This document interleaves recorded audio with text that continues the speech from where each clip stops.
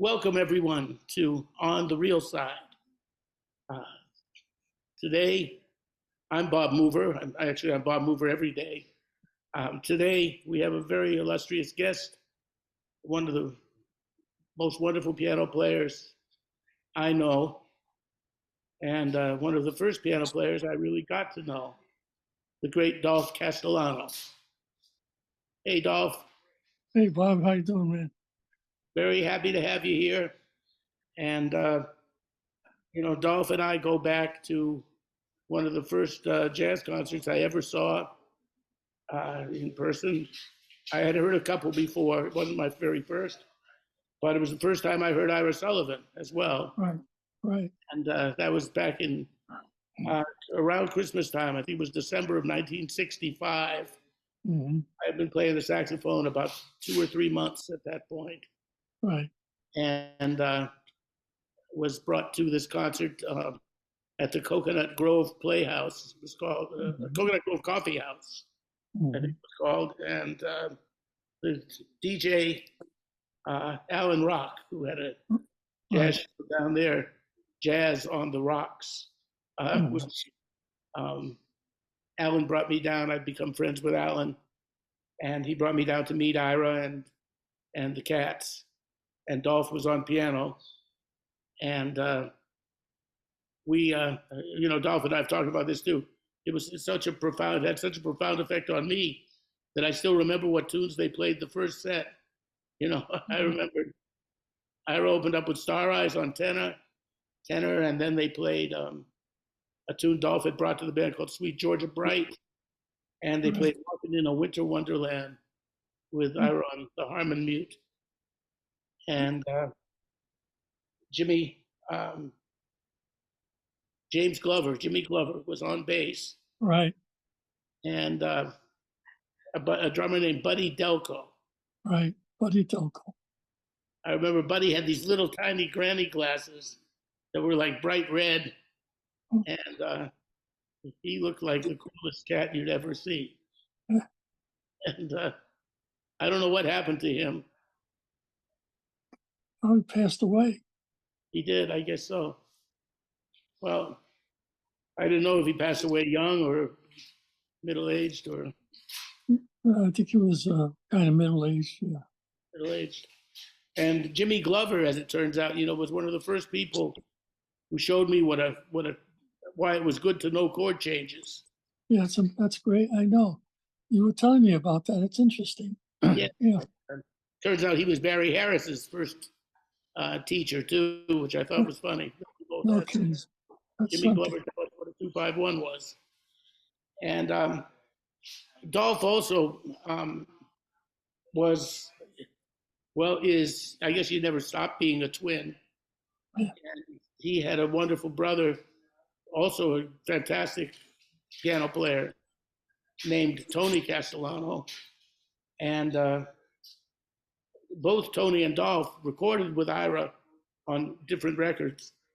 And Tony and I did a duet record that came out a couple of years ago on Soul Kid Records. And, Tony was quite something too. We'll get into that. And, I remember one time when you called Tony and I was at Tony's house. I'm going to ask you about being a twin, because I believe they are the only twin piano players that I've ever heard of. And they could have been like the Fabulous Baker Boys, except they were both like the Jeff Bridges character. In the Baker Boys, the Bo Bridges character is more commercially oriented. Right. And in the Castellano twins, neither was commercially oriented. And I'm sure people must have proposed, even before that movie, why don't you guys do a 2-piano thing together? Did that happen? We tried in New York, and they wanted us to play like Ferranti and Teicher. Right, Tony mentioned that to me a long time ago. Ferranti and Teicher, for those of you younger people who don't know, were very, let's say, commercial, almost like of the Liberace. You probably don't know Liberace either, but of a very commercial kind of ilk. Very not jazz, let's say. And the agent wanted you to do that. Is that what? Yeah, they weren't impressed with what we were doing. We were even singing, Ah, playing, and that didn't get it for them. They wanted to hear. They said, "Go back and bring back Franti and Taisha, and we'll consider it doing something." was this when you were? This was in New York. You said when you were younger, or was this? Yeah, well, we were living in New York at the time. Yeah. Yeah. Well, neither of both of you were thoroughly jazz pianists through and through, and it was always interesting because your styles didn't really, uh, you wouldn't say, even though they look alike, they talk alike, they walk different, but you didn't, your styles didn't really. You had the same influences even, but you took them in a totally different way. That was a fascinating thing about the two of you. Uh, how did that, when you were growing up, Yeah. uh, did you, how was that, like sharing influences, and who played first? Did you, what are you're 8 minutes older than Tony or something like that? Yeah, I'm 8 minutes older, but we would take lessons together, but he wouldn't study. He'd wait for me to show him what we were doing. I made a lesson for him. But Tony, and it took me a while to realize this, he heard a different drummer. He was hearing some other things when he played. And I loved it. And a lot of times it was an abstraction that he heard the changes and all that, but he played in his own way, and that was unique about Tony's playing, I think. And he had a freer style of playing, but he mainly he didn't want to play with big bands or anything like that. He wanted to play with small groups, and I think that's how one of the reasons he evolved in the style that he did. But I wanted to learn how to read and play with big bands, which I managed to do. Tony's concept of reading, he called the notes grapes of wrath. That was Yes, that was his favorite expression you love that. Yeah, yeah. for reading. But I He went to did actually go back to school when he was already in his late 30s, early 40s, I think. He went to Dade Junior College for a while and actually took some courses. I wasn't even sure.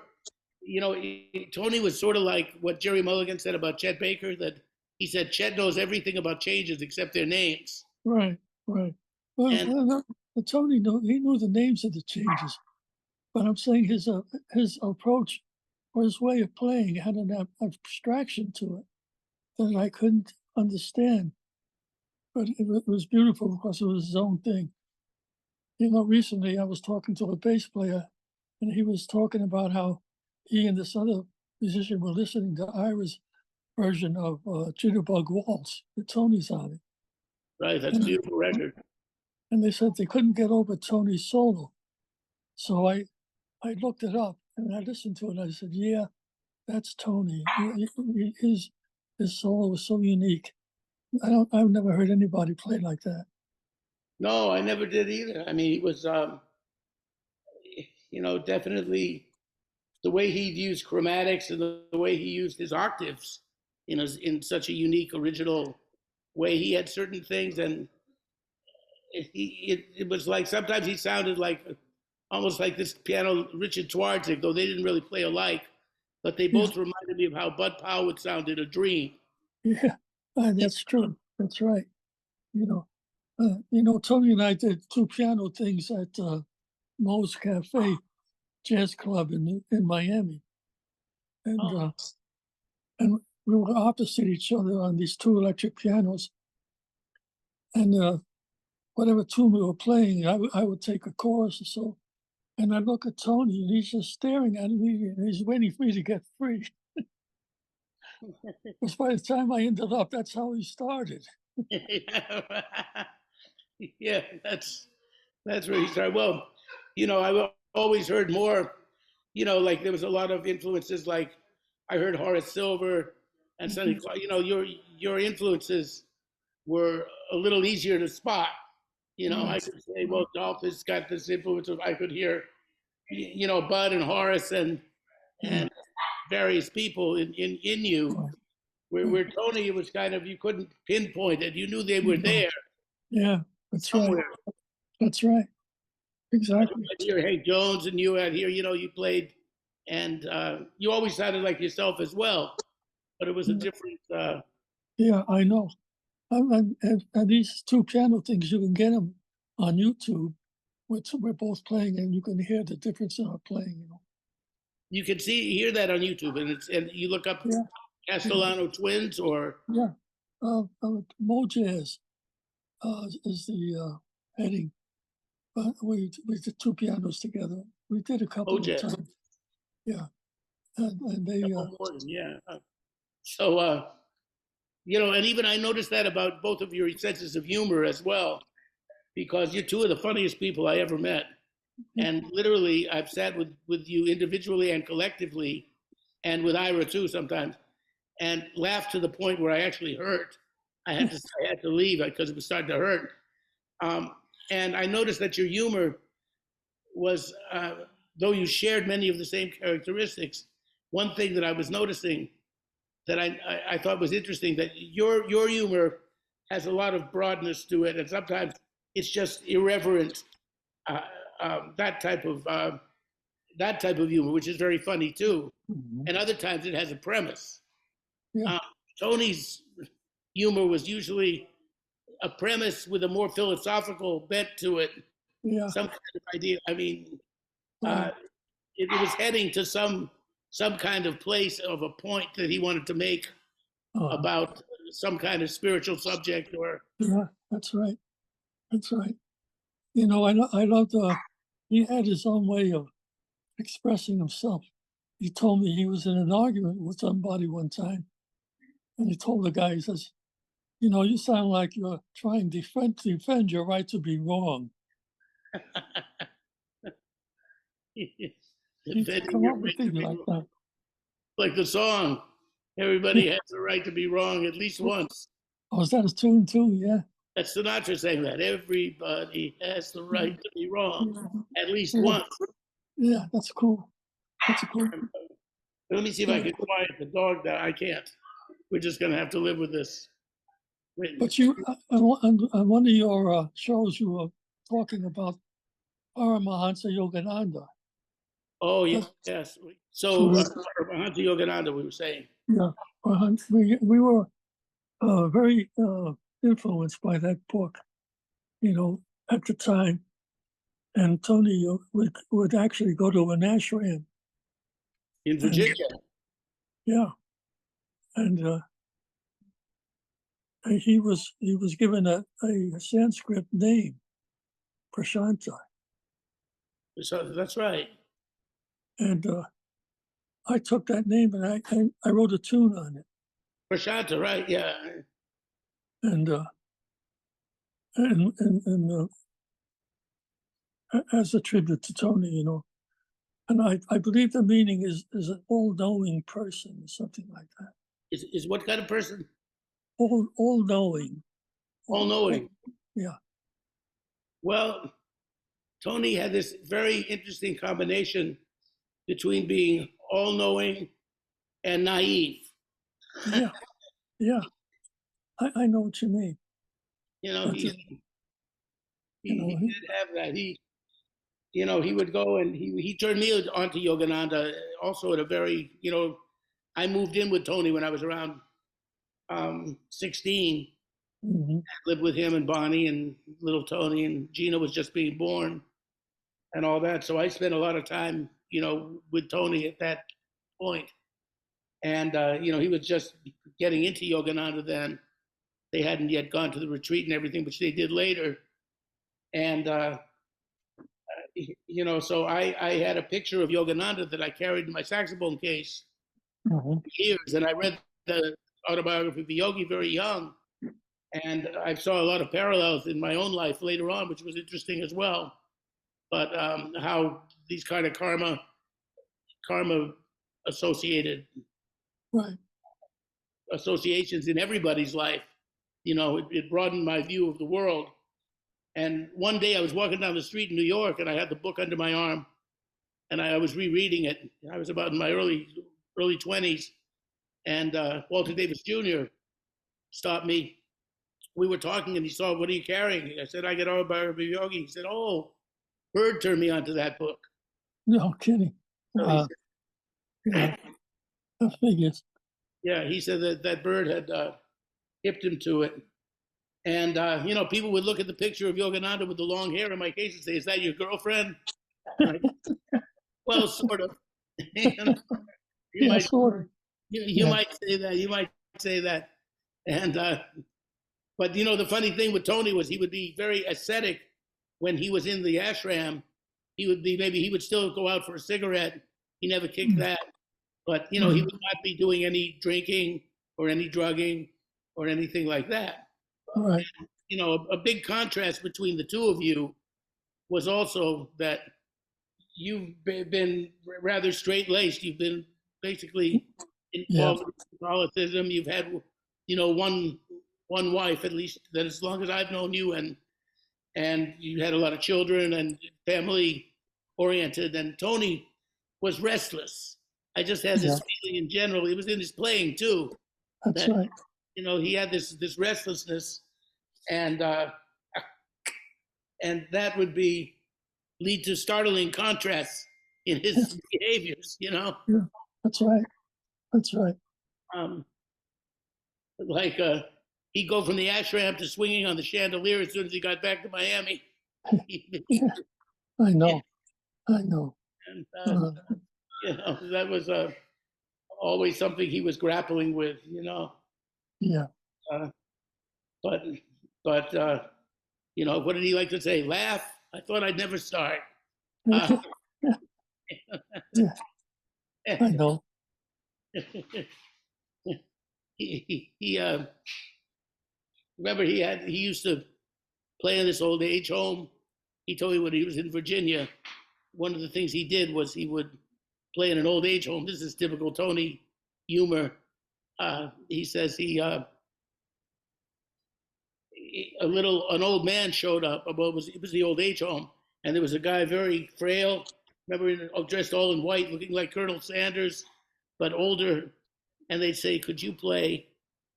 This man would like to hear 'Carry Me Back to Old Virginia.'" And Tony says, "Sure, I'll play it." And then he started to realize, as he started to play it, who really knows "Carry Me Back to Old Virginia"? We all know the first phrase, "Carry me back to old Virginia." That's right. And what happens after that is a mystery to everyone. Leonard Bernstein wouldn't know it. Nobody, you know what I mean? Nobody would know this song. Yeah, that's right. So he makes it up. He starts making it up. And he finishes it, and he realizes that the old man, the colonel in the white suit, is crying. And Tony says, "Oh, sir, are you an old Virginian?" He says, "No, I'm an old musician." I know. I love that joke. That's funny. That's Yeah, funny. he had a lot of those. That's And great. somebody said that you guys could have been comedy writers. Did that occur to you ever, or What's that, Bob? did anyone ever approach you to be a comedy writer? I was working in at this club in Miami. I'm trying to think of the name of it. It was pretty popular in the '60s. It was a time when the Miami Dolphins were having their undefeated season, Uh-huh. and I was playing in the lounge there. It was a condominium, and this one gentleman, I told him a joke, and he liked it so much he offered to. He wanted to buy writers for me, so I could do stand-up comedy. Wow! Yeah. And I said, "No, I'm a sit-down pianist. I'm not a stand-up comic." And he said, well, you know, life is looking at a mirror of yourself. I said, yes, that's true, but it depends who's holding the mirror. And that's all. He wanted me. He wanted. There was any amount of money that I would need for him. He wanted me to be a stand-up comic, but that wasn't my thing. Bob. No, I don't think so. But I could, it's another thing you could have been. I mean, Pete Barbuti is, somebody along those lines. Yeah, whatever happened to him? He's still around, or he may have, at least a couple of years ago, I checked him out and he was still actually performing. He was doing interviews and he was still funny. He still He's had a funny guy. Yeah, he's a funny guy. Yeah, I mean, but there was a certain people that do take off on music, like Victor Borga. He's very funny. Oh, he was funny too. With music, there's no more comics like that because there's very little music left. Yeah.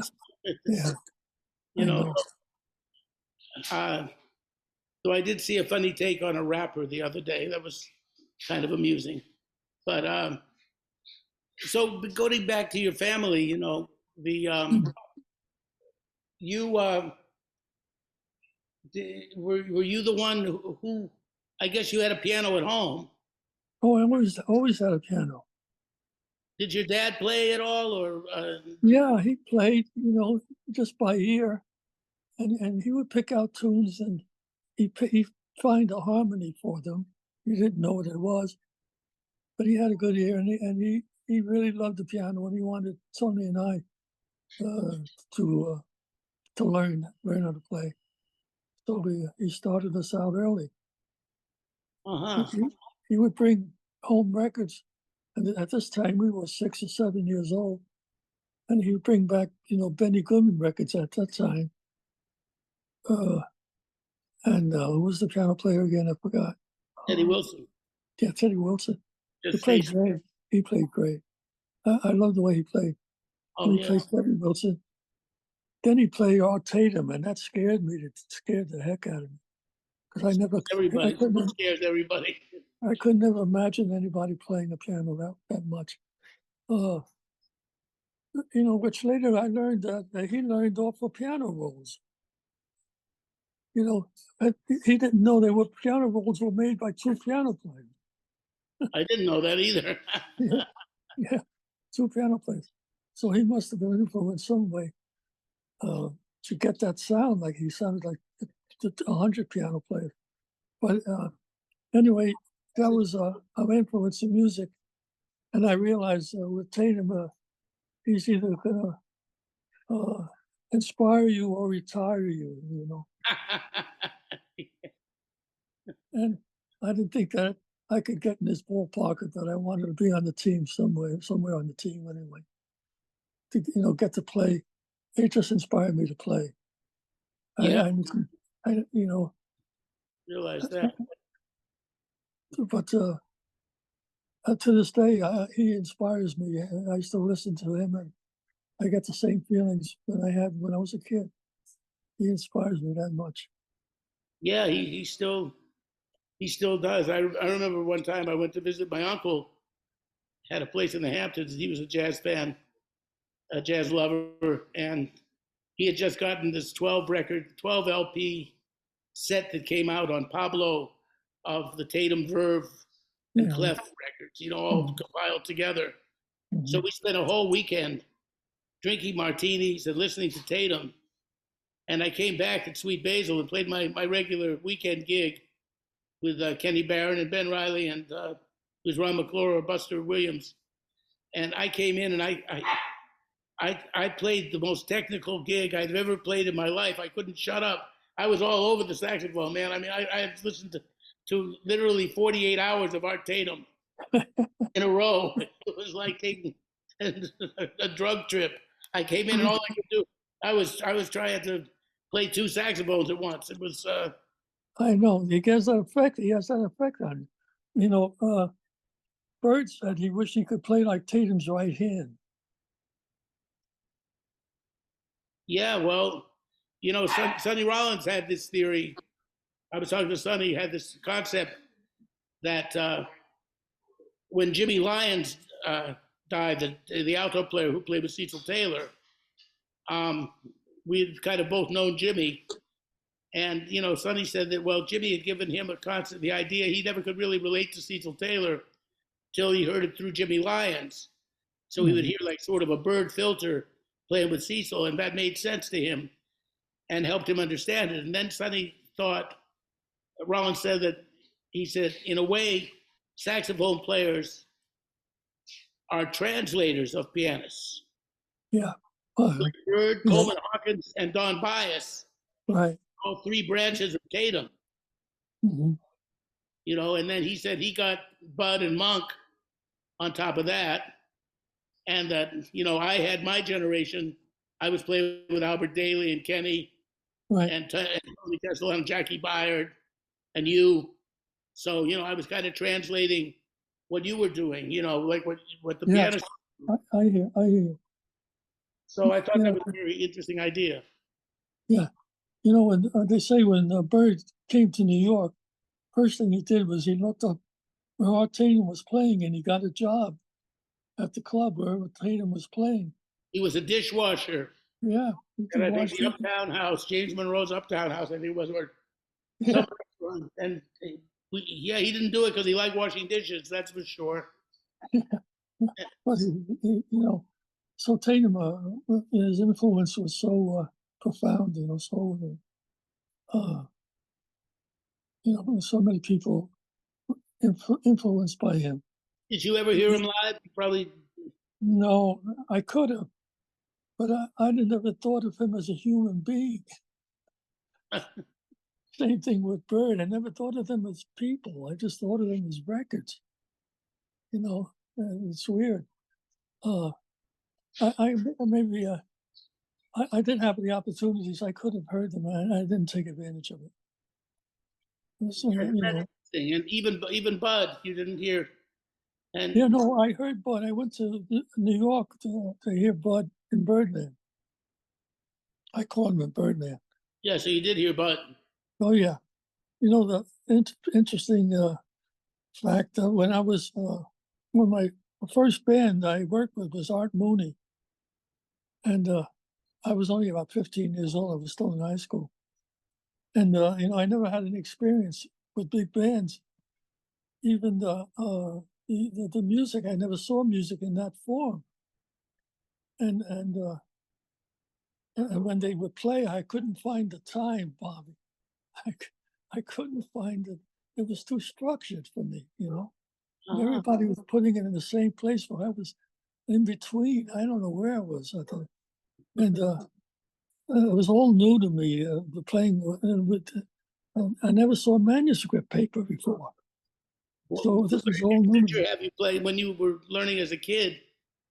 Did he have you playing Bach or anything like? He didn't have you doing that, or no? I mean, I would read music, but I wasn't reading music that was structured like that. With a big band, you have to. The beat is falling in a certain place, and if you don't know where that is, you're not going to find it. But I was searching for it all night, and I think I would. And by the time I would find the music, they would be playing something else. It was I couldn't put it together. So when I got home, my dad said, "How'd you do?" I said, "Oh, forget it." And you know what? They called me back. To this day, I can't figure it out why they called me back. But anyway, I was glad to have the experience. And the guys in the band, they had at that time portable record players that would run on batteries, right? I remember those turntables. Yeah. Yeah. And the guys are playing this record. And I'm saying, I hear the piano player is flying. He's wailing. I'm going, you got that on the wrong speed. They said, no, we don't. It was Bud. It was Bud Powell. It was Bud. And as soon as I got home, I bought the album. I bought his album. And he was a definite influence in my life. He still is. Yeah. I can't figure out to this day how he got that sound, especially his early recordings, you know. He had such a crispness in his playing. Yeah, and such a authority. He played with such authority. And, The vibrancy to it, that some of those things. His T for two. I mean, even though with the half step thing going up. well, Tatum did that. Tatum was the first one to do that. Right, Tatum did that. Yeah, That's Tatum right. did it. But he does a single note thing on that long take of T for two that he plays, even though it's Tatum's idea with the modulations. Bud's just playing the regular changes when he blows on it. But Yeah. the momentum, the energy of it. I know, that's what I'm saying. It was really something. I mean, that was that defined his playing was that what do you call? I'm trying to think of the word. Momentum. Yeah, momentum and energy that he played. Yeah, the energy and and the sheer eighth notes, because Tatum did a lot of things and everything, just about possible. But the way Bud's eighth note lines could sustain. Yeah, I know. That fascinated me too, Right, but the underlying aspect of his playing was swing. He would swing so hard, just swinging. Well, that was really the underlying playing of underlying thing of just about everybody that could play well. That's right. But the intensity of his swing, that's true, was just unique. And, and also what people don't understand. Go ahead, I'm sorry. Well, I was just going to say, one of my first influences was George Shearing. I liked the way he played. He was kind of like a Bill Evans at that time, with his concept of changes and like a classical concept, kind of, Right. And, yeah. Not as improvised as some people, but definitely stylistically almost perfect. Yeah, he was a great player, and he wrote some great tunes too. Because Conception, that's a hip tune today. It's an amazing tune. Yeah, Conception, and he also wrote a tune called "Bop, Look, and Listen." Did you ever hear that? No. That's interesting. It's all based on diminished changes, Wow. Bop, look, and listen. Yeah, Bop, Look, and Listen. Try to find that. Yeah, that's cool. Oh yeah, I wanted to mention to you, Bobby, one of the bands I played with was a Jimmy Dorsey band, but it wasn't, Jimmy wasn't alive, it was a ghost band, right? But they would play his book. Who was the ghost leader? Do you remember? Yeah, I thought of his name and then I forgot it again. I'll remember it. I'll let you know when I remember it again. But he was second or third trumpet player in Tommy Dorsey's band, and Jimmy Dorsey's band. He played in the trumpet section. Anyway, that Jimmy Dorsey had a theme. Not Ray Anthony. No, I don't think he played with that band. Maybe he did. I don't know. But anyway, it wasn't him.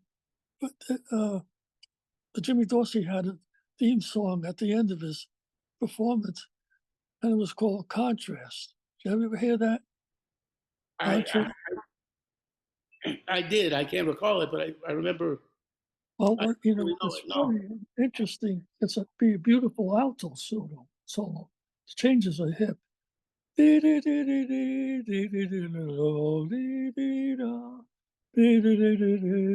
can't sing it, but you listen to it. You're going to like it. It's called Contrast. Check it out. I recently, kind of discovered him as an alto player, in some small group things, and you can really hear what Bird was so impressed with. Yeah, he always said Dorsey was a big influence on him. Well, they were good musicians. Both of them. Yeah, it was, I heard something recently. I can't think of it, but I was listening to it, and he wrote some nice tunes too. I think "I'm Glad There Is You." Yeah, I'm glad there is you. That's a great tune. Yeah, that is. With a wonderful verse to it too. That's. But I was going to say that, and you told me once that your experience when you got out of the house, when you left home, or you were still living in New York, you had Art Moony, and in those days there were a lot of big bands that Oh, were yeah. like Dorsey was like a name big band, but you were at the tail end of that era. So there were bands that like, like the Elgart, Les and Larry Elgart, Ralph Marterie. Yeah, well, I played with Ralph Marterie, and I played with Sam Donahue and Buddy Morrow. Buddy Morrow had a good band, and he was a heck of a trombone player. He could play. Yeah, he took over the Tommy Dorsey band for quite a while. Right. Tommy died, and Yeah. Oh, my great experience was with Woody. That was a great band. Woody's went band. with Woody Herman. Yeah. Oh, what was that like? How long were you on it, and who We were did the? 2 4-week tours, I think it was, and I joined the band in New York, and I had great players on the band, and now we did a couple of tours. Uh-huh. And, Who were some of the cats on Woody's band? This is in the early 50s. yeah, Bill Chase was the lead trumpet player. Oh, so that might be the early 60s even, right? Or the late 50s. No, it was the later 50s.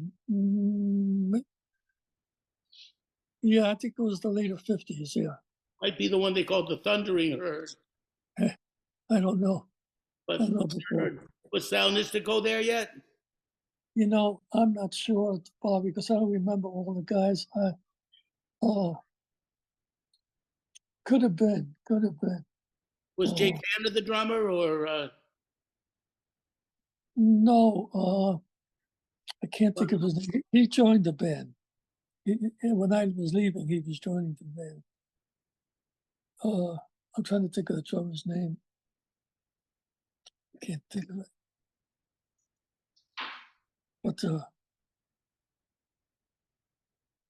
why didn't you stay longer with Woody? who? Why didn't you stay longer with Woody? Well, because Bobby, I made some decisions when you have choices. You're stuck with your choices. I had a chance to go with the band when they did Jack Kennedy's inauguration. I could have gone and done that with them, and I was living in Valley Stream, Long Island at the time. You were living where? Valley Stream, Long Island. There is a Valley Stream, Long Island, isn't it? Valley Stream, Long Island. Okay. Yeah. What brought you there? Well, there was a gig. I was working at a restaurant, and it was a Bavarian restaurant, and we would play shows on the weekend and stuff like that. And I was just hung up on that gig, and I didn't leave. I really wanted out. I should have joined the band, and I didn't do it. I've been sorry about that ever since. So I turned it down. Because I could have been with the band at Kennedy's inauguration. Oh, that would have been a nice thing. Yeah, it sure was. And there's a couple of mistakes I made musically. I'm sorry about, but there's nothing to do about it now. So when you left home, in other words, you grew up in Brooklyn, and yeah. Well, we were 12. Tony and I were 11 or 12 when we left. And you went to Long Island at that point, or? No, we went to Westchester County. Okay. Where in Westchester were you? A little town called Hastings on the Hudson. I know Hastings on Hudson, yeah. Yeah, we went to high school there. Oh. And then after high school, Tony, he decides he wants to go to Florida, and he leaves me, and that's the first time we ever were separated. I couldn't figure out, but that was his style. He just did what he felt like wanted to do. What made him want to go to Florida then? Just the weather? I mean, no. He was looking to play, and he stayed with my grandmother, who lived down there. and he lived there, and I don't know what his motive was. His no actual motive was, but he ended up playing down there. And I think he even played with Cannonball Adderley because Cannonball was down from down there, South Florida. He could have, yeah. And Ira so wasn't down there yet. That's before. no, Ira didn't Wait, show up. Ira was still in Chicago, right? Yeah, Ira didn't show up till 1963 or so, 64, 63. Tony, I came to Florida in 62, and Tony was still in Chicago. Then Tony came a year later. And there was a whole influx of Chicago guys, Ira, Tony, Steve Bagby, Joe DiOrio. Joe DiOrio, yeah. And it was the drummer that Ira worked with all the time, Guy Rivers. Well, Guy showed up a little later after that, as I No, recall. he showed up around the same time with Ira. I think they came together. Really, but it's funny because those years at the Rancher, I mostly remember Bagby and Jimmy Chapek and Bill. Yeah, I don't know why Guy wasn't working with them. When Ira had the gig at in Lauderdale for all those years, later with Eddie Higgins, Right. That's when I remember Guy at that place. What was it called? Up in up in Lauderdale. He was there for quite a while. Bubba's. Yeah. That's right. He was at Bubba's, and that's where I really remember him and Guy having hooking up, and But I remember. So you left home. Tony went to Florida. Yeah, and then he came back, and my folks moved to Florida because my dad's parents were living there.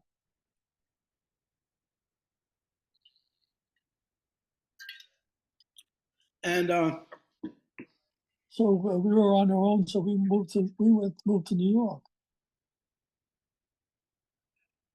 Tony moved to New York. No, we both did. He came back from Florida. He came back to Westchester, and just in time for my folks to move back to Florida, move down to Florida for the first time. So Tony and I were together, and we decided to go to New York. We found an apartment in New York. Whoa! How long did you stay there? Oh, up a few years, not too long. Bobby, a lot of that time period is I can't remember exactly what transpired, what came down. All I know is that we lived in New York, and Tony was working a strip place on 52nd Street.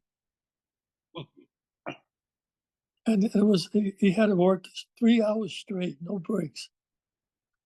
And it was drums, trombone, and piano. That's weird.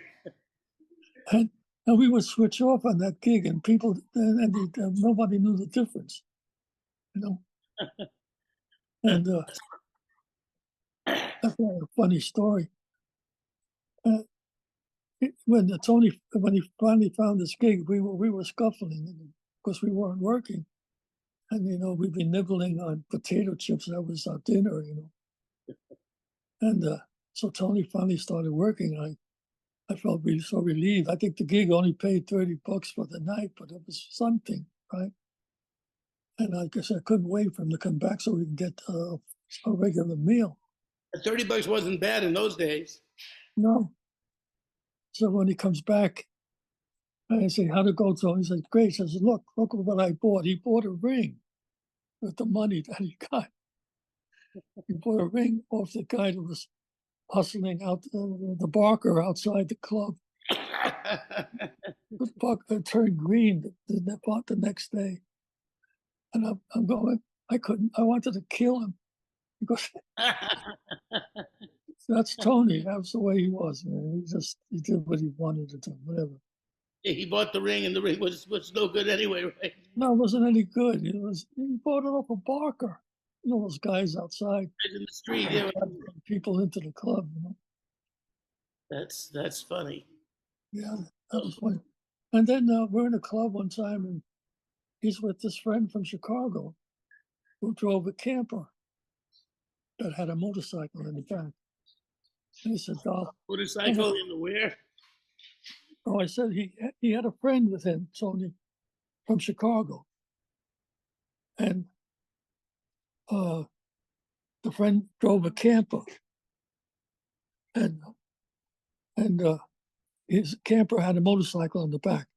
All I'm saying is that Tony said to me, Dolph, how much money you got on you? I said, I got $40 on me. He says, give it to me. I'm going to Chicago. So I gave him the $40, and he went to Chicago with his friend. So I hadn't seen him in a couple of years until I was on the road. And we were in Chicago, and I met Tony. We hooked up. And Tony was really thin, and he was scuffling, but he was doing the best he could. He worked with Ira once in a while. In Chicago? Yeah. And didn't he go to jail for a short time, too? Yeah. Some drug-related thing. Yeah, he was, I think, into the speed and some other things. Yeah, he did some time, but it wasn't too long, but he got out. Yeah, he told me he got to know Lenny Bruce, and he even did a little. Yeah, that's right. That's right. Lenny. He hung with Lenny. But he told me something which I never forgot. He said they put him in a cell with a murderer. And Tony was, needless to say, was anxious and nervous. And the murderer went over to him and said, Tony, says, don't worry. If I can't help you, I won't hurt you. And when Tony told me that, I adopted as my philosophy in life. Wait, he was sharing a cell with a burglar, you said, right? Is that a murderer? A murderer? Yeah. Oh. And Tony was nervous and, apprehensive, of course. And the guy said to Tony, says, Tony, don't worry. He says, if I can't help you, I won't hurt you. If I can't help you, I won't hurt you. Yeah. That's something to ponder. Yeah. I adopted that philosophy because I think that's a great philosophy because, even in families, the family, they not won't help you, they'll hurt you. I had this friend of mine who was a singer who had a chance to go on the Arthur Carpenter show, and he was a really good singer. I think he could have won. And they told him he needed a lead sheet on the song that he was going to sing. And he didn't have a lead sheet. And he said to his brother, who was an excellent organ player and musician, to write a lead sheet for him, and he didn't do it. His own brother didn't write the lead sheet for him. He wouldn't do it? He wouldn't do it. And that's a perfect example of that. If I can't help you, I won't hurt you. And that's coming from somebody in your own family, Yeah, I mean, he could have helped him, and he chose. And he chose not to. He was an egomaniac. There's something wrong with the guy. He's not going to help his own brother, And he missed the opportunity to go to the Godfrey show. He didn't have anybody to write a lead sheet for him. That's wow. That's terrible. I know, but that's I wonder why the guy wouldn't help him. It would have been nothing for him to do it. No, not like he had to get me a 5-piece or a 5-piece band together, but it's his brother, Bobby, his own brother. I mean, come on, But that's, to me, that's a perfect example of what the murderer told Tony. If I can't help you, I won't hurt you. Well, speaking of brothers, this is funny. I remember one time I had just come down from New York. I used to come down when my mother was alive. Most years for Christmas, I'd come down for a couple of weeks or maybe a month even and stay for New Year's and play a New Year's gig sometimes with my dad, who used to play gigs down there. and you know, do some things at the university and play with you guys when I was down there for that month or so. Um, and one time I'm at Tony's house and the phone rings and Bonnie answers and it's you. And Tony is sitting on his end of the phone and he's not saying anything. He's just sort of sitting there. And Bonnie says to me, you know what's interesting? Dolph's not saying anything either. Yeah, we used to do that a lot. Just we just Once in a while there was a chuckle. Oh, yeah. yeah, but that we do that a lot. You know, we just that silent meditation thing. You know, And then I talked to you. I said, well, let me talk to Dolph. And we hadn't talked for a while. So you and I had a like spirited conversation for about 10 minutes. And Tony says, that's the most you just talked to my brother more in 10 minutes than I've talked to him in the last 2 years. You know? That's right. That's funny. And you know, it's funny, Bob, Tony, when you guys were in Italy, right? And my dad, I was I was visiting my dad in Coral Gables at the time, and Tony called up to talk to my dad. And you know, my dad could speak Italian very well, and so did my mom. And my dad would say to Tony, "How you doing, Tony?" And Tony said, "Well, you know, we got the language barrier here. I'm trying to overcome and learn how to speak." I said, "And traveling is a problem because you know, I got to go by cabs, and I don't know where I'm going a lot of times." And I said, so my dad, I'm listening to a conversation. My dad says to Tony, "Well, Tony, you know, as far as learning Italian," he says, "you should live with a family so you can learn." He says, "I did live with a family. Yours." We did live. They never taught us Italian. They never taught Well, us. Tony told me, he said that because I learned Italian and I was trying to coach Tony with Italian, you know, and he was not natural with the language. So um, he said, you see, my parents used Italian. I said, did you grow up with Italian? He said, yeah, they spoke a lot of Italian at home. I said, well, you didn't pick up much at all. He said, yeah, because they used Italian when they didn't want us to understand. That's right. That's right. Exactly right. That's right. And we would pick up phrases, you know, because of the grandparents, they didn't speak much English. So there's a lot of Italian was spoken. But they would, you know, to learn a language, Bob, you got to be spoken to and know how to respond.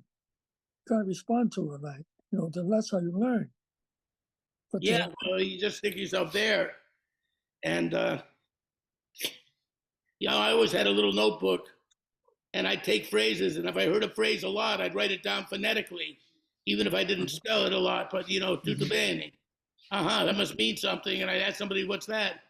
And then little by little, and then I'd study the grammar. And I realized if you knew the verbs to be, to do, and to go, you could make a lot of verbs with those three things. Oh, really? That's Yeah. cool. That's cool. So it was like harmony. I was always fascinated, like you too. We shared this fascination with the technicalities of learning harmony, you know, and like the rules of music and the way that goes. So for me, learning a language was like learning harmony. You learn basically, okay, it's structured like this, and then you have these basic things that you have a cycle of fifths, and then we go from there.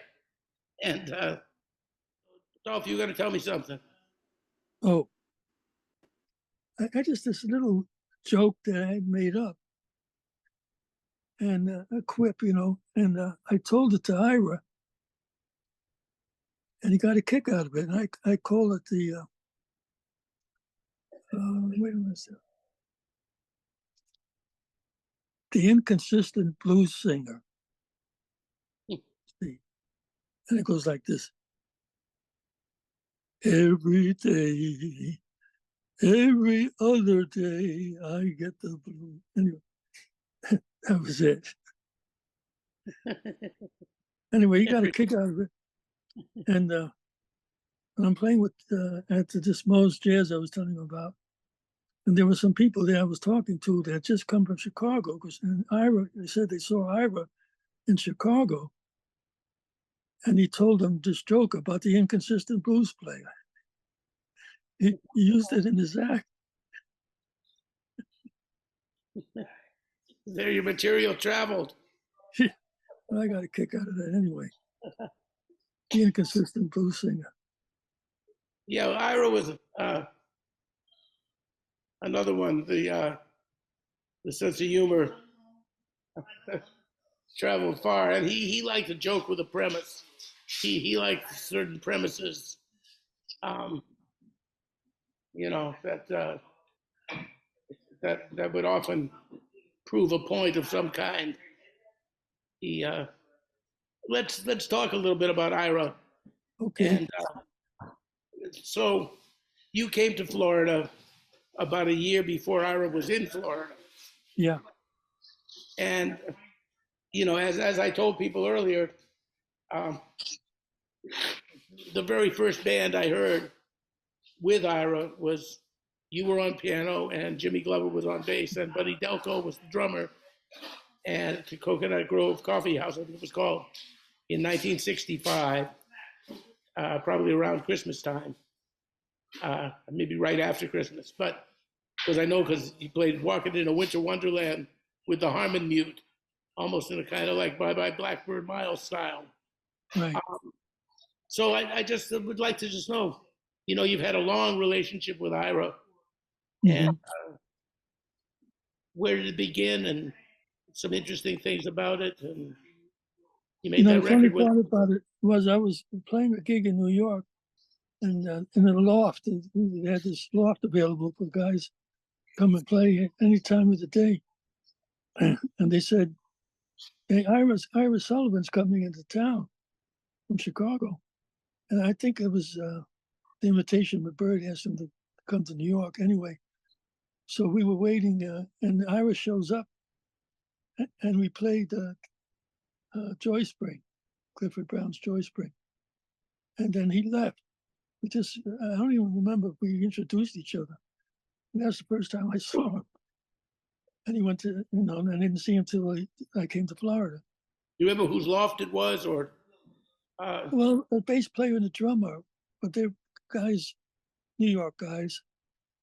They weren't name guys, but they had this great loft that was available to play anytime you wanted. They were ready to play. They slept there and they lived there, and we would jam. So. And this would have been around 1950. Bird was still alive at this point? No, I don't think so. Because Bird died. That's right. Ira played in Chicago with Bird a month or two before Bird died, I think. And it was 53 Bird died, wasn't it? 55, I think, March 12th. Oh, 55. Yeah. Yeah, it was after that. So anyway, when I came to Florida, Ira was working a gig, I think it was called the Middle Room in Hollywood. And he had Guy with him, Guy Riveros. And I'm trying to think of the bass player's name.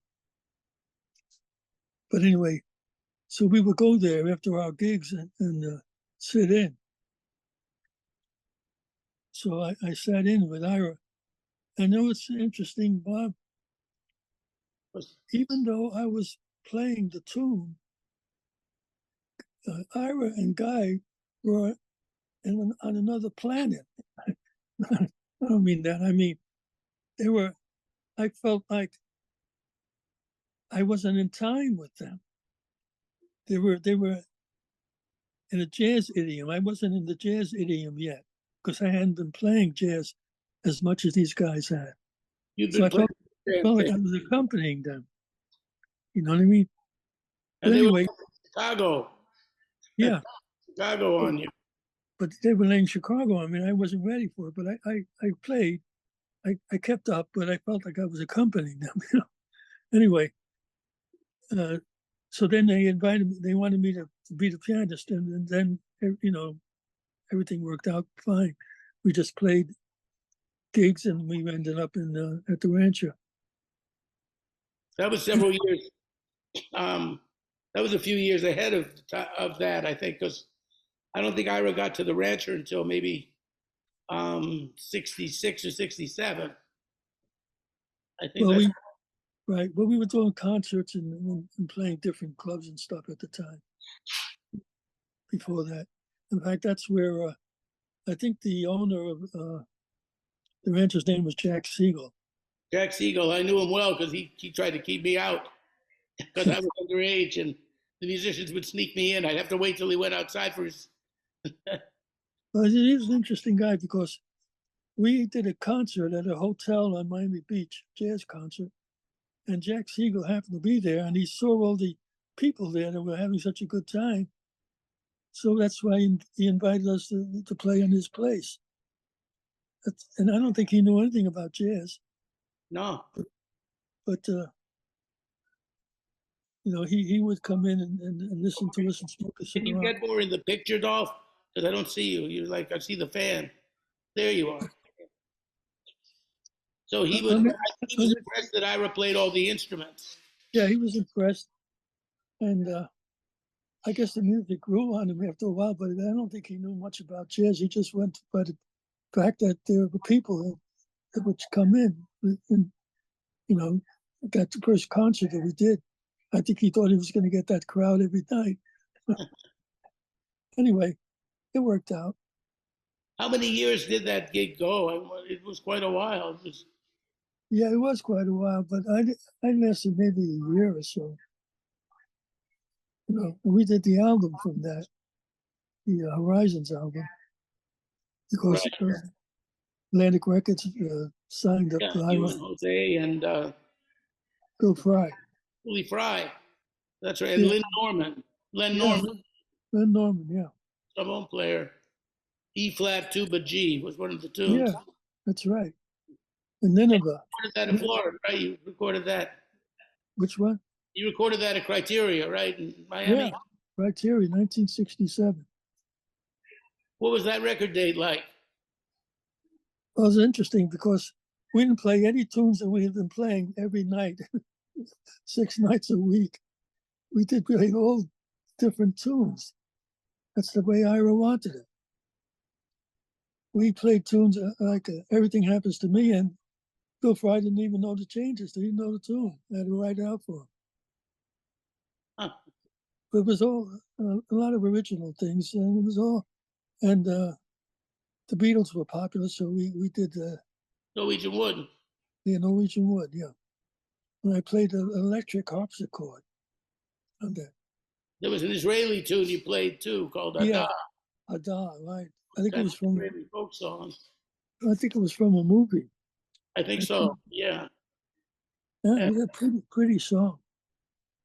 And anyway, like I said, it was everything that we never played. We didn't play any tunes that we've been playing every night. It's all different. But that's the way he wanted it. Yeah, that's where Ira and Sonny Rollins were a little bit alike that way. They like to surprise everybody, including the band. Yeah, we were surprised, all right. Yeah. For sure. But Billy Fry was a funny guy. Billy was very, you got to explain, he looked like an Old West cowboy with his long hair down to his shoulders and, and the mustache, there's a Viva Zapata mustache and everything. And at that time, psychedelics were rather popular among people. And I'm not sure, I'm not going to slander him or say what he was or wasn't doing, but Billy was not always off this planet. And one night, Ira's trying to play a tune, Green Dolphin Street or something, and Billy is really taking it out somewhere else. And Ira turns around to Billy and says, "Billy, where's the time? Where's the time?" And Billy says, "Ira, the time is in all places." Yeah, right. Well, he wasn't lying. That's the truth. It is the truth, yes. But Sure. and I mean, and you continued. your friendship with Ira for a long time. I mean, Sure. I played off and on with him for years. Yeah. Yeah. Any other memories you can think of? Any Yeah, I was thinking of this one night. I think it was a Saturday night at the Rancher, and they had a good crowd, and everybody seemed to be waiting for us to start playing, because the energy was there, and the excitement of the, starting the first set when we were ready to start grooving and play. And then when Ira showed up, he took out his horn and he went to the microphone and he started to play Stella by Starlight. And I couldn't figure out, of all tunes, why he would start with that. Not pick up on the cooking, the energy that was happening at the time.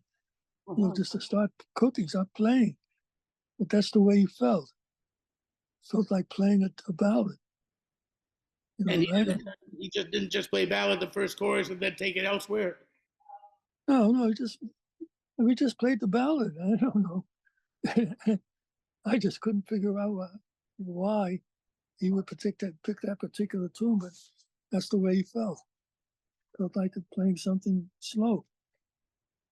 Where it was going against everything else, to me, that was happening in the club. Like everybody seemed to be ready to hear something swinging. Well, did he do that for the second tune? No, I don't remember what happened after that, but we probably swung something. Did I ever tell you about the tune that we did on? The one tune we did, even though we didn't do it every night, it was OG. OG. Yeah, and that's on the Horizons record too. It's on the Horizons record. G composition, blues in A flat with the rhythm bridge. Yeah, it was one of the few swinging things that we did. Yeah. But when I was in New York, there was a club, a bar. It was called Charlie's Tavern. I remember Charlie's Tavern. All the musicians hung out, and actors from the actor studios. And one night, we would nurse a beer for 15 cents. You get a draft beer, right? So we nursed that beer. And this fellow walks in, and he must have been under influence of something. I don't know what, but he starts going, he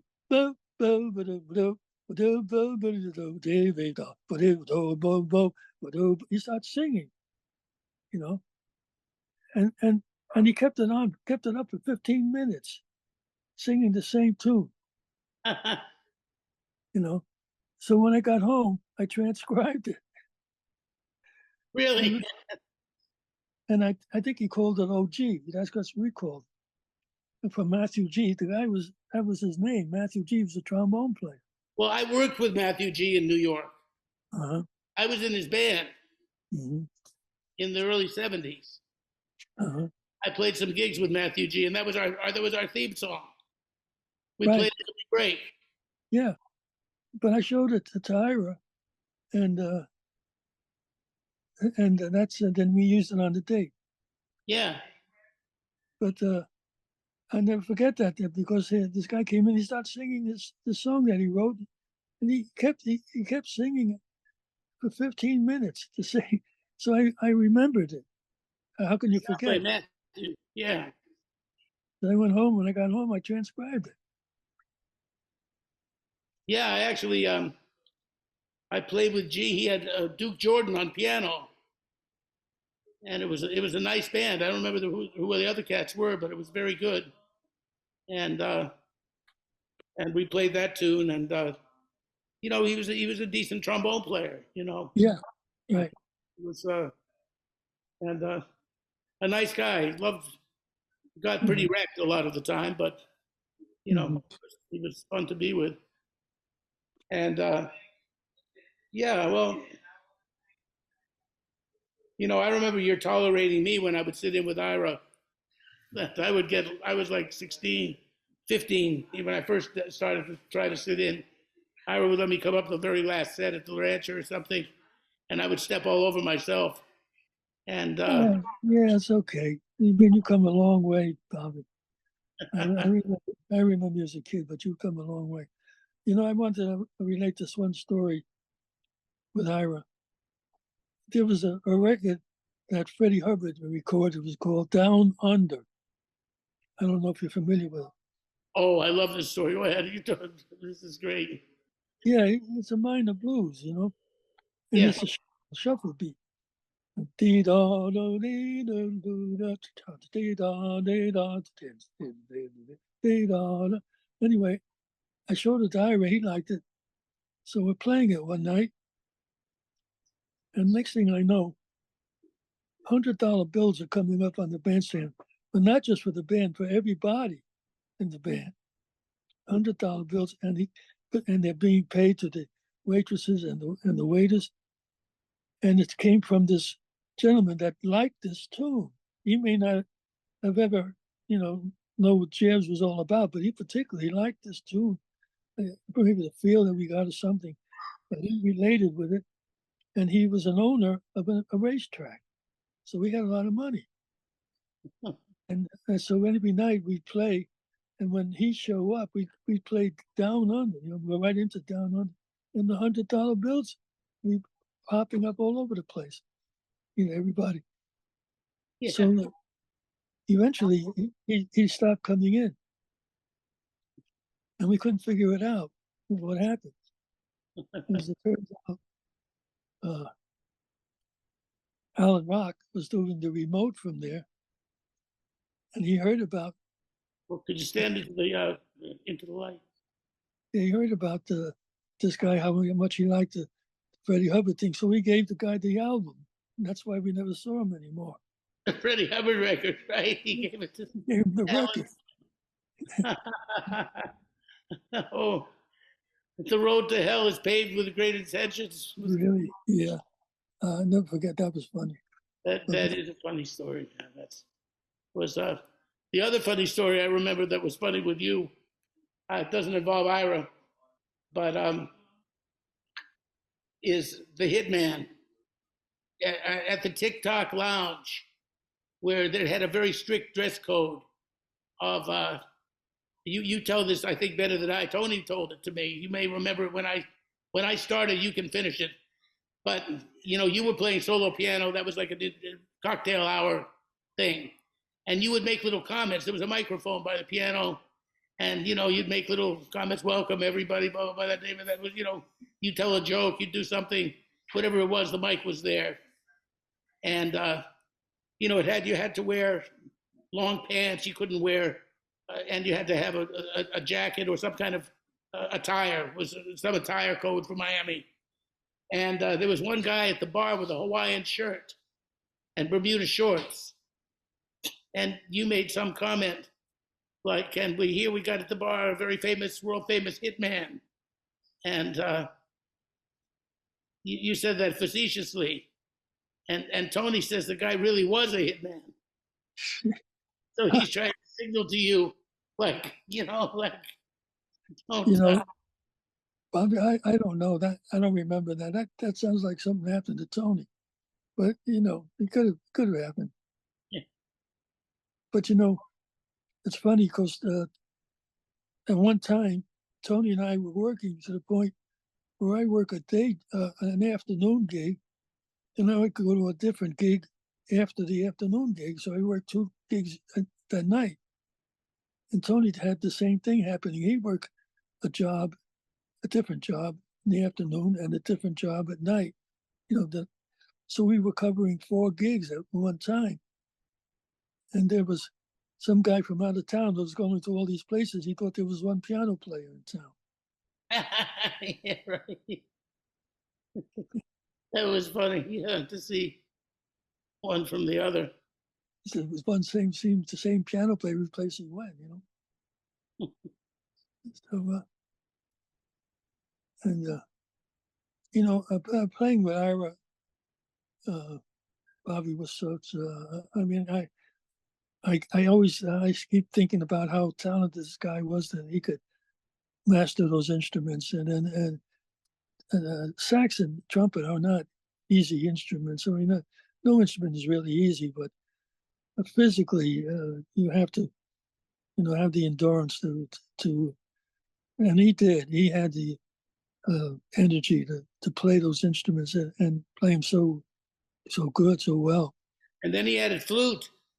I know. He became a serious flute player too. He wasn't just somebody who did, it was a double, and the alto flute.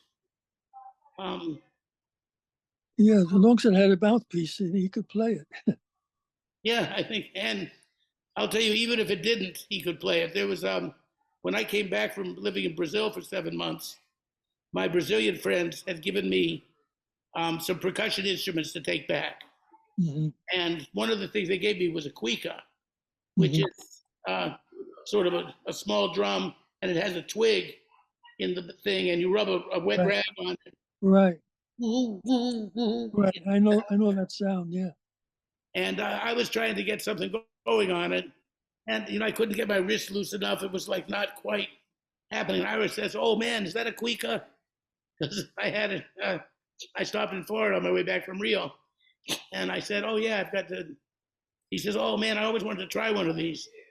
And within 3 minutes, Ira sounded like he'd been playing this thing all his life. Yeah. I say, you wet the rag, and then you rub the rag on the stick, and he's got like the whole. I know that's a wild sound. Well, Ira was he had an affinity for instruments, Yeah, he just understood. Natural. Yeah, and I sure had a lot of beautiful, nights sneaking into the rancher. I used to have to get by Jack Siegel, and I kind of wait till he didn't see me sneak in. And then Vivian, the waitress there, used to go with Joe DiOrio. Yeah, would say, "I'm in now," and I'd run in and I'd go to the men's room, and I'd listen for the men's room, and if anybody came in, I would sit on the toilet. I wouldn't have my clothes off or anything. I'd just sit there so somebody would see somebody's feet, that the stall was occupied. And Jack never caught me. So, and then when he left early, usually he never stayed the whole night. And you played till about 4 a.m. That's right. And I would come out the last set and listen, and then later eventually play. He would let me play with you guys. And I remember, Bobby, we went to Bogota, Colombia, and Cali and Bogota, Colombia. Oh, with Ira? Yeah. Was that through Jose? Yeah, Jose was on drums. And I'm not sure, who the bass player was. I don't remember. It could have been Bill Fry. I don't know. I'd have to think about that. Yeah, it wasn't Steve, Walter Bernard. Yeah, could have been Walter Bernard, because he was a bass player. And I first played with Ira. He was doing the middle room, and I was telling you about in Hollywood, Walter Bernard. Yeah, he worked with us for a while. But that gig in Cali, Colombia was interesting because the little Spanish that Ira knew, he was able to communicate to the people. He introduced the band and the tunes we play. And the people were receptive, were nice, but I don't think we didn't make that big a difference to them. I don't think they really knew what we were doing, but they were polite. They were respectful, Well, did Ira play things that went in their direction, like Monteco or stuff like that? Not very much. No, not that much. We just did our regular shows. We might have leaned towards some Latin stuff. I don't know. I think if he was smart, he would have done that. Played something they know. But they were polite and respectful, but we didn't particularly knock them out. Well, yeah, it probably didn't. Ira, I think, just cared more about how the music sounded to you guys. Yeah, I think they might have been going through some political problems that they was having at the time anyway, That might have had some effect on it, the response. But anyway, it was a nice venture anyway. So that's about all you traveled, because he didn't travel in those days. Maybe he traveled to other parts of Florida, I but know. Red Rodney got him on the road years later. That was, I think, one of the reasons why Ira wasn't, maybe the main reason Ira wasn't better known. Lack of recording activity and lack of traveling. He just, was into his family. And, Yeah, that's right. But you were too. I mean, you have, do you have 7 children? I had nine, 3 from my first marriage and 6 from my second. Right. So you have 9 children. Yeah, And, unfortunately, your second wife, Angela, who you were with for over 40 years, right? 55. 55 years. Yeah, Recently. 2 years ago. Yeah, 2 years ago, January. Yeah. So, Yeah, but, yeah, I was very fond of her. yeah, me too. Yeah. Right. Yeah. So, you've made a life in Florida with, and I know it hasn't been easy, but somehow you've always made a living playing the piano. Yeah, I was lucky that way. And Bob, I had the experience of playing with the symphonic orchestra, the Symphonic Pops Orchestra. Oh, also I had a chance to go to Poland and work with a Polish band. I was going to say, you did go, right? Yeah, I went twice. And you recorded there. Didn't you make some Yeah. trio records? Or tell me about the recording. Tell me about Poland, please. In Poland, it was interesting. Eric Kuhn was the drummer. He was living he was visiting Florida. I met him. We played together, and he told me he was forming a band. I said, well, let me know if you need a piano player. And he called me, he needed a piano player. So I went to Poland. And they're good musicians. Guys were good players. And then he called the band Quintessence. That was the name of the band. Uh-huh. And that's when we recorded Prashanta I was telling you about. And one of the original things, there's a lot of original tunes on the recording. Your tunes too, right? Yeah, that was my tune, Prashanta. And but that's the only one that I did on the recording. And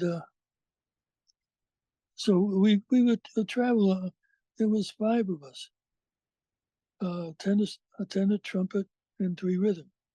We traveled in a van. We went all over Poland.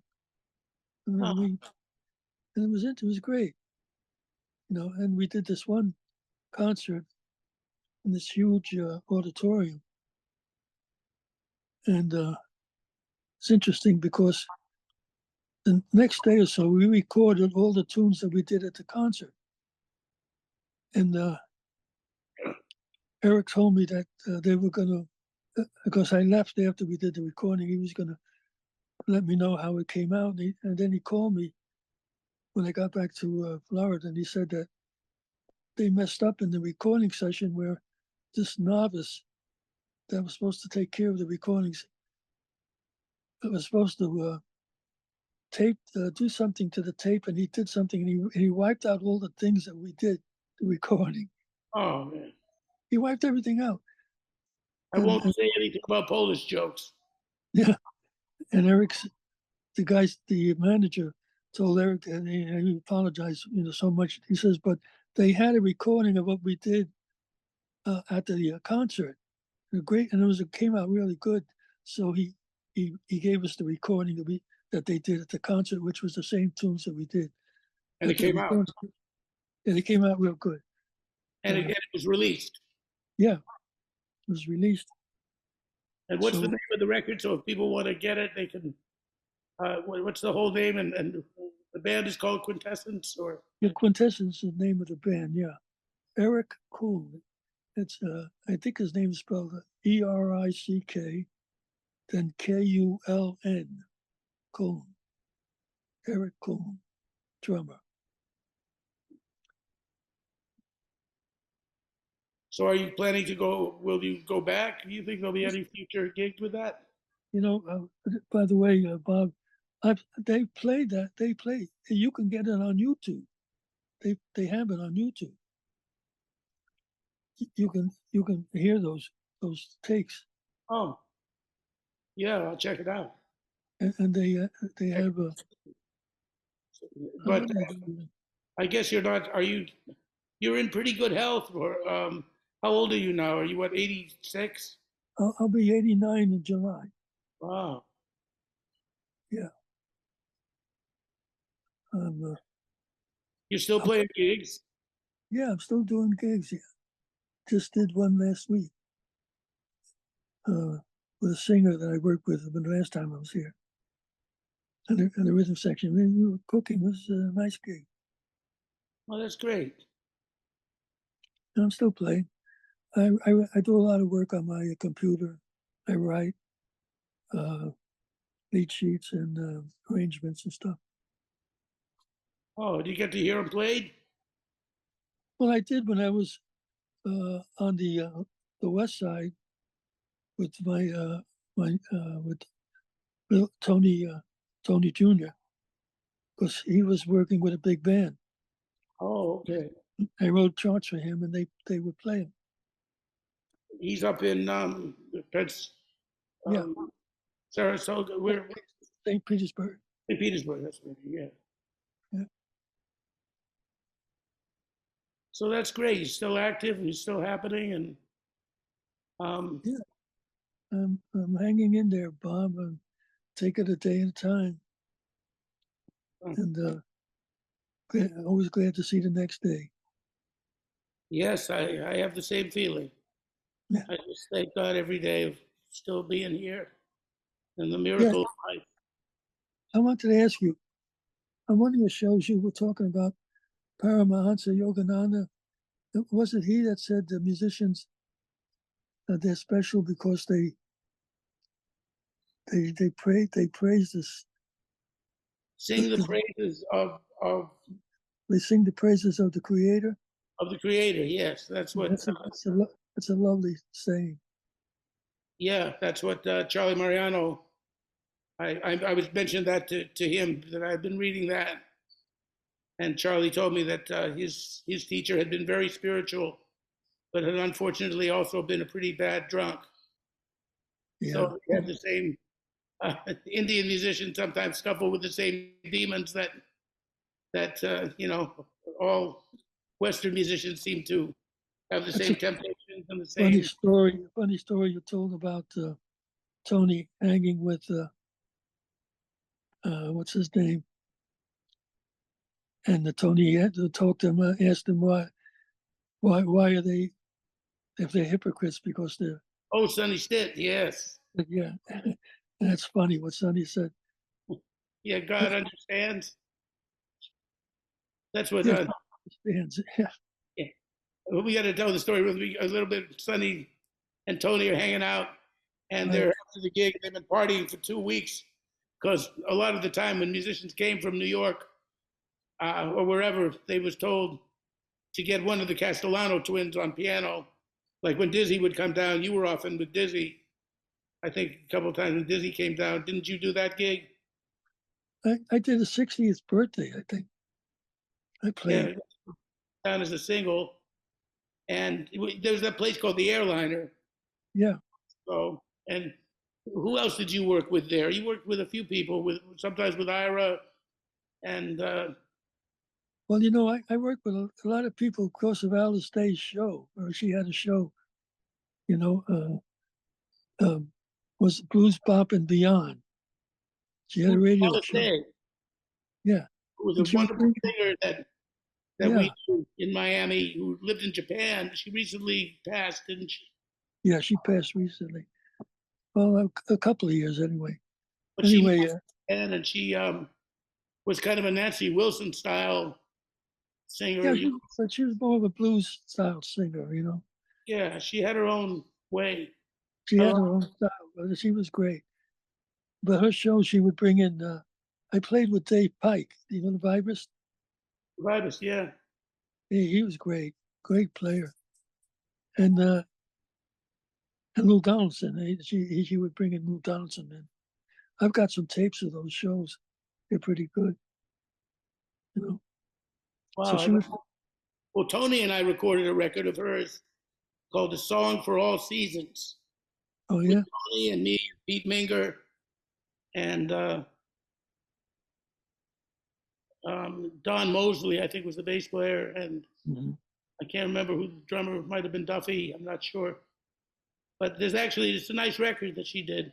hmm So you got to play with Alice, and yeah. And then I got to record with Pete Minger, which was a nice recording we did called "Straight from the Source."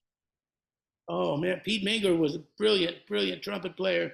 I know, and we had Bobby Dorham on drums and Keita Betts on bass. Oh, I'd love to hear that. Is that might be available on YouTube too? I wonder. No, I tried to find it. I couldn't find it. Straight On from the source.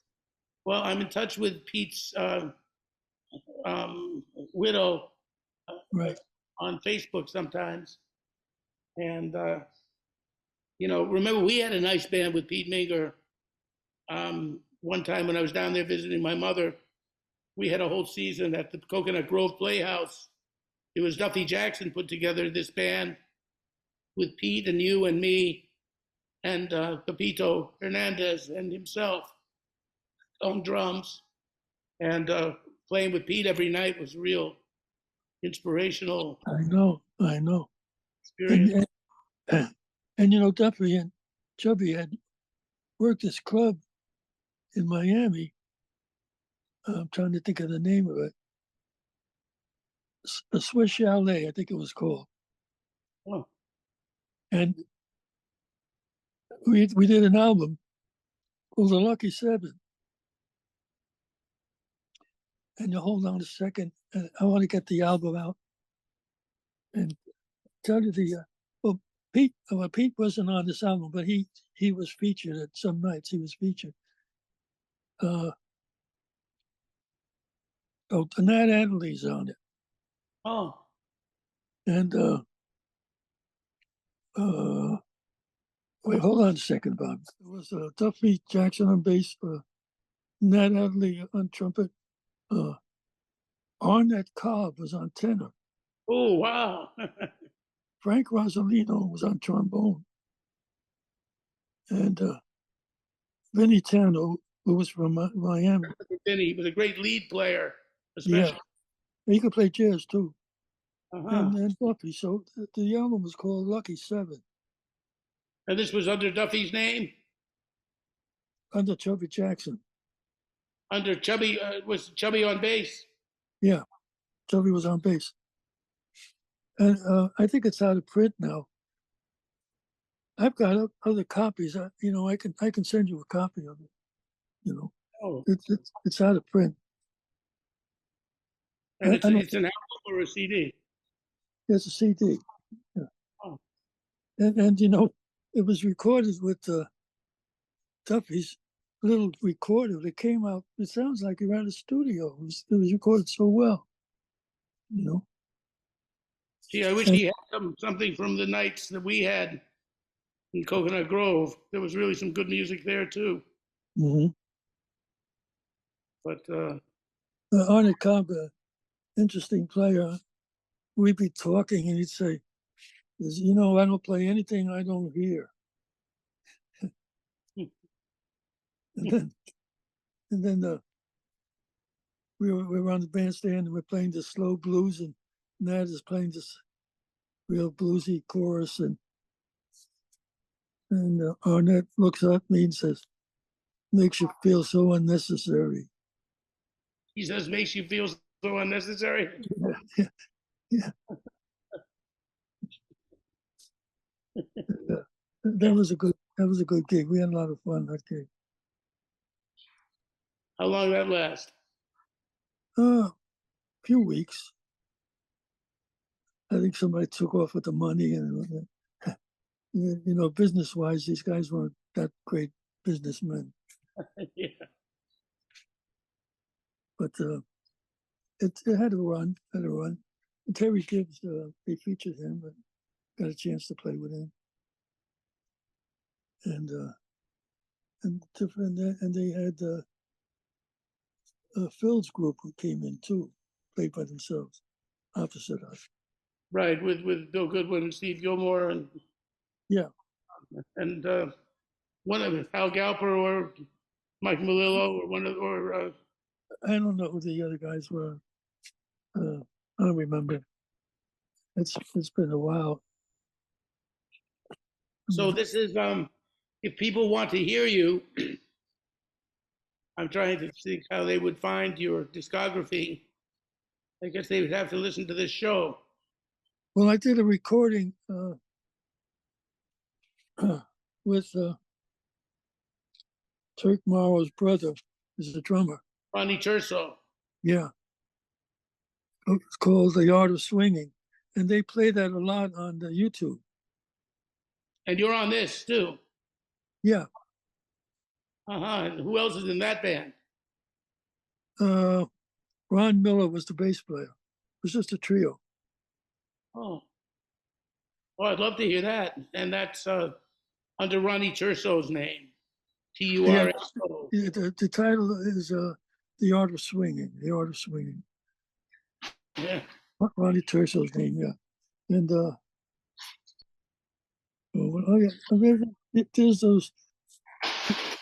there's Tony, like I said, Tony and I are playing at Moe's Jazz. They have that in the YouTube too. If you look under my name. So we were talking about Ronnie Turso's record. Yeah. Yeah, we did a lot of tunes on that record. But I'm saying if people want to hear some of the stuff I did, if they just look up my name on YouTube and search Dolph Castellano, there's a lot of stuff on there. So it doesn't have to be under your name for it to be found. It could be anything with you on it. That's right. But there's the dual piano things of Tony and I. A lot of that stuff. A couple of those things. Yeah, I want to hear that. I didn't realize all that stuff is there. So I got a treat in store for me to get to hear that. Yeah. And, the other thing that I wanted to say about you and Tony, and I think this is an interesting point too, that Dave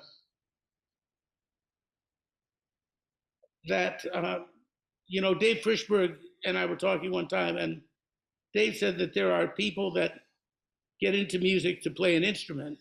And of course, we all got into it and we play the instruments that we loved and we love to play, or that life just drove us toward. For whatever reason, we play instruments. But some people primarily are there to play the instrument, and other people are involved in music and become musicians because they love songs. Yeah, I saw that segment. It's true. It's true.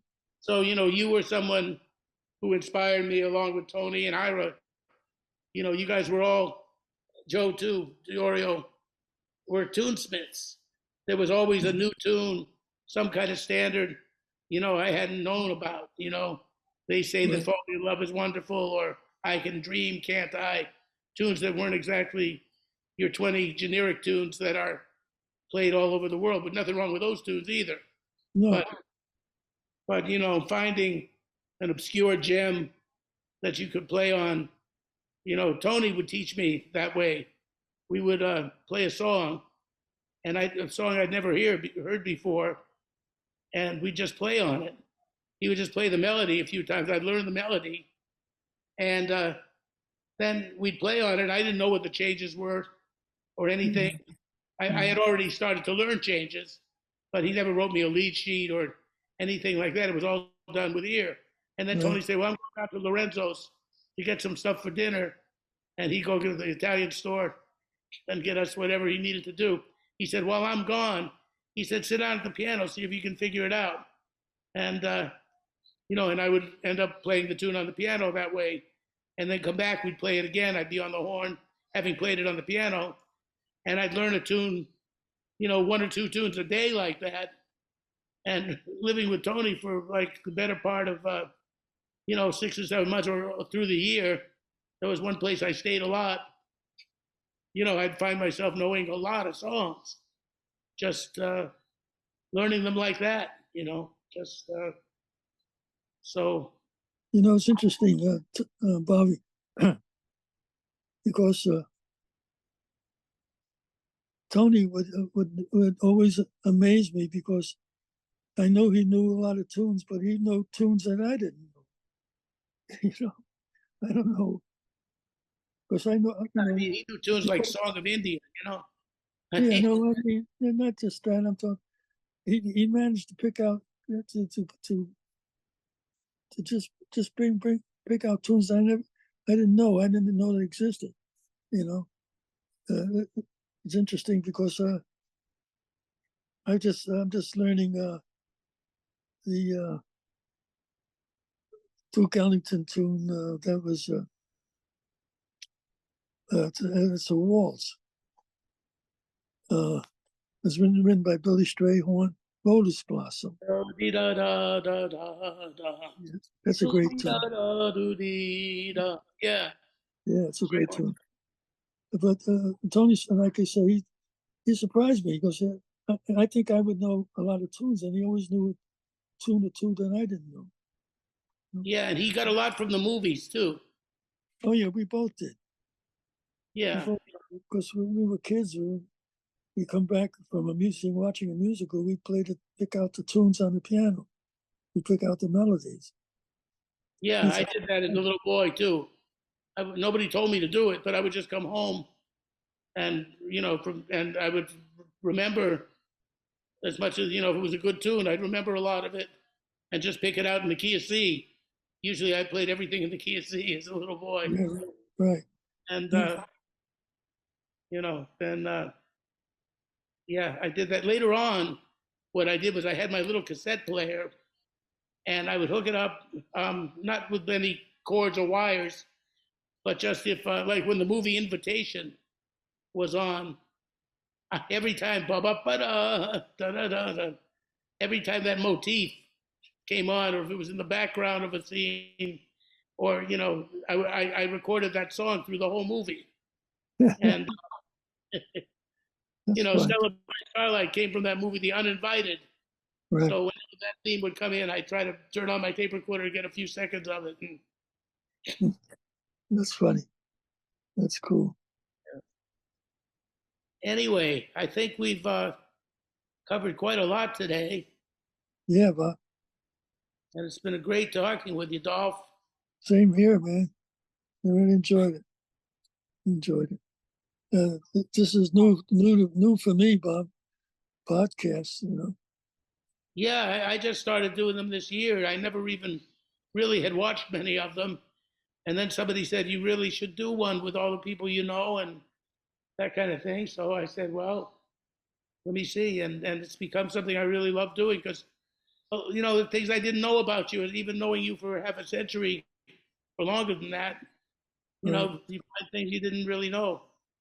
So I like your idea of the show, Bob, because it's educational and it's really enlightening.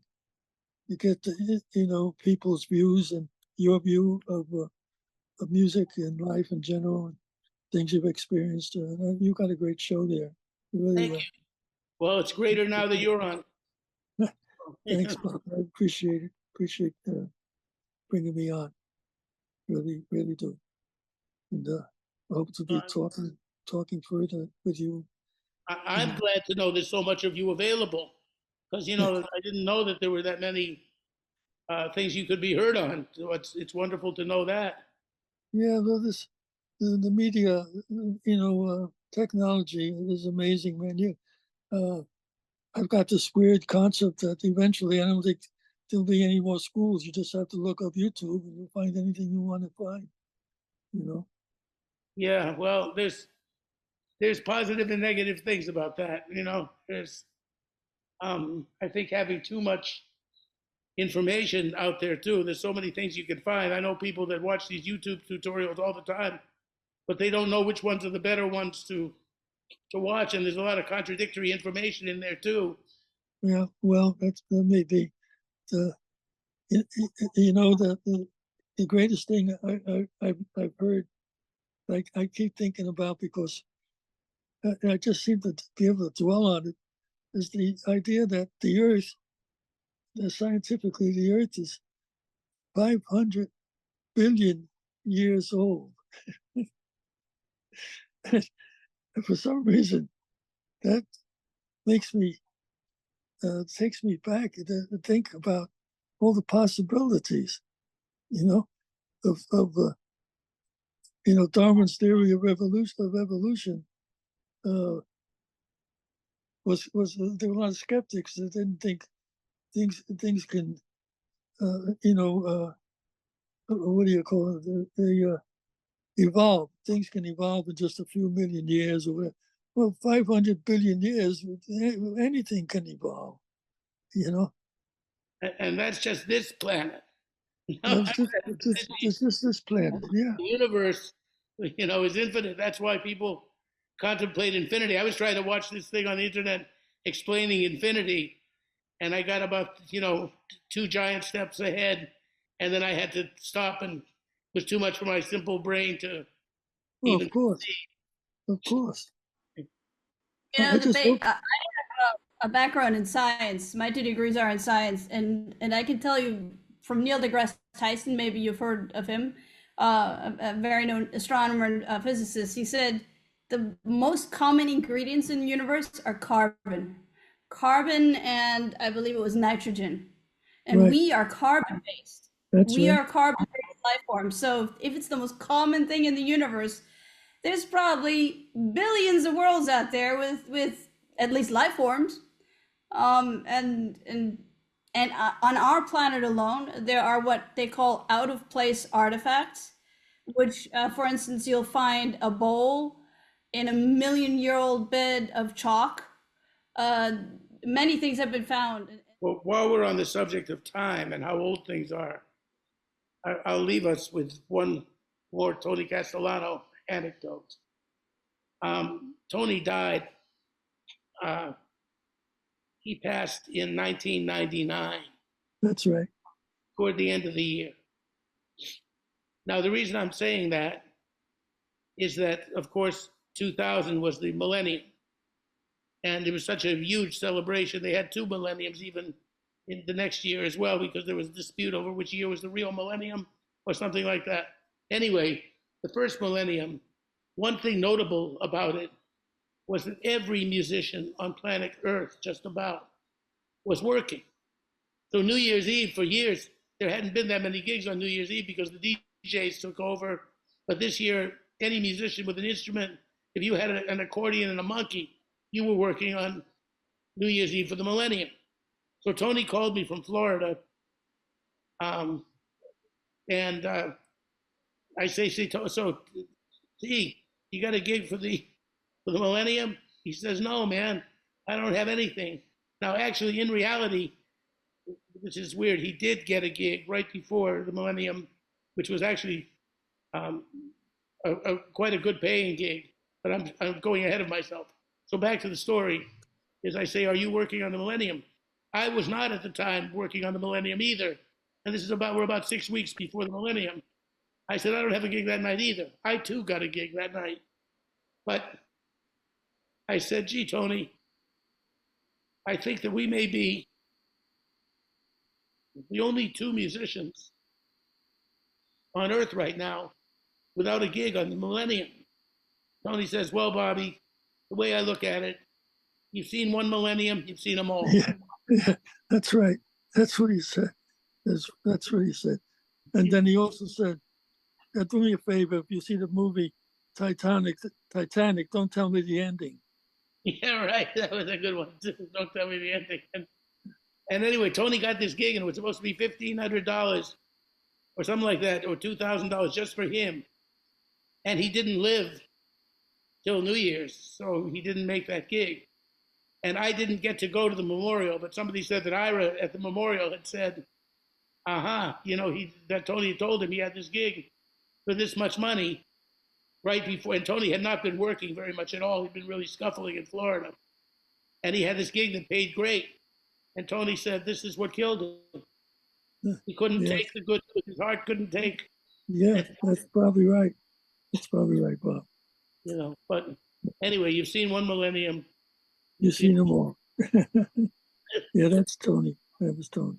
So I'd like to say goodbye to Dolph Castellano, great Dolph Castellano. It's been wonderful. Thanks, Bob. You're very welcome. Thank you. I And appreciate I'd like to say thank you all for watching. And of course, thanks to Jessy Kaiser, our wonderful producer. And we'll see you the next time on the real side. Okay, Bob. Take care. If you enjoyed this, you can become a member. Go to @bobmoverjazzability on YouTube. And it helps us when you do, and it helps us keep going. Once again, thanks everybody. Goodbye. God bless you. Goodbye, Bobby. God bless you. God bless you too.